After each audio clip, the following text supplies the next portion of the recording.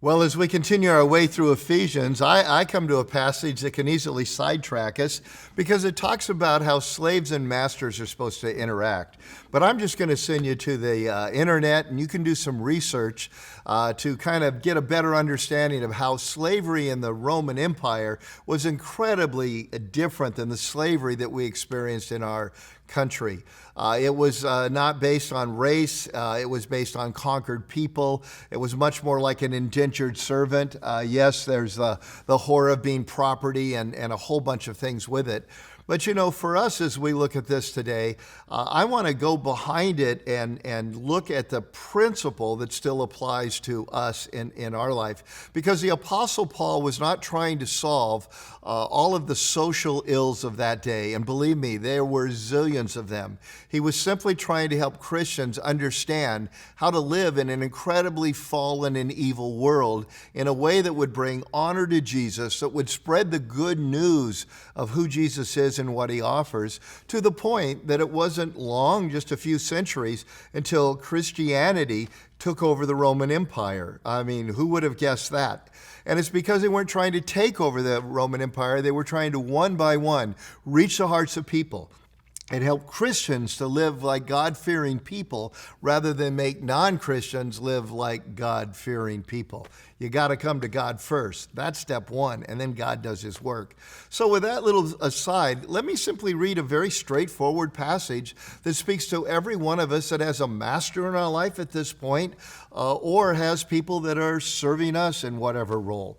He says, slaves, obey, slaves, obey your earthly masters. How do you do it? With respect and fear and with sincerity of heart, just as you would obey Christ. Obey them not only to win their favor when their eye is on you, but as slaves of Christ, doing the will of God from your heart. Serve them wholeheartedly, as if you were serving the Lord, not people, because you know that the Lord will reward each one for whatever good they do, whether they are slave or free.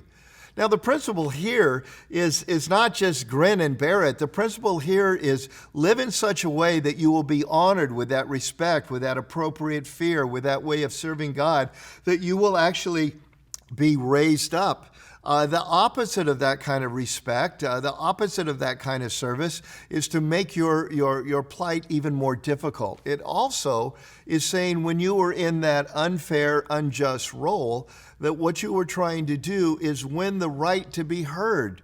And that right to be heard only comes when we are in the role of serving appropriately as God would want us to have. I often turn to Daniel and note how he rose to higher and higher positions in the reign of King Nebuchadnezzar.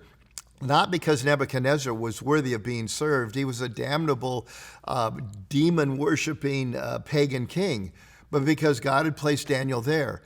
And Daniel kept rising up in the respect of King Nebuchadnezzar until he could speak the hard truth to Nebuchadnezzar that he needed to know and he needed to hear. So that's what Paul was telling slaves. And now the application to us is when we've got an unfair and unrighteous authority over us, our role is, unless it's sin, never sin, but unless it's sin, to do the best we can to serve in a very respectful, honoring way, that we might earn the right to speak the truth and might change the world because of that.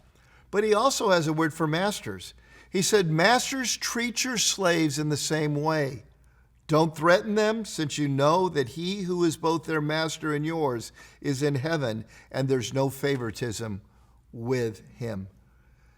So if you're in the role of being a leader, you can't be that hard-nosed leader. That leader says, well, God just likes me best. God placed me here as the boss or back then as master. He says, no, our unique calling, whether we're in the subservient role or the master role, is to treat one another as equals. Treat them in the same way. Because at the end of the day, the Lord is watching. And for both servant and master, whether you're in the best of all situations or the worst of all situations, God is not only watching, God promises that he will reward you for fulfilling your assignment.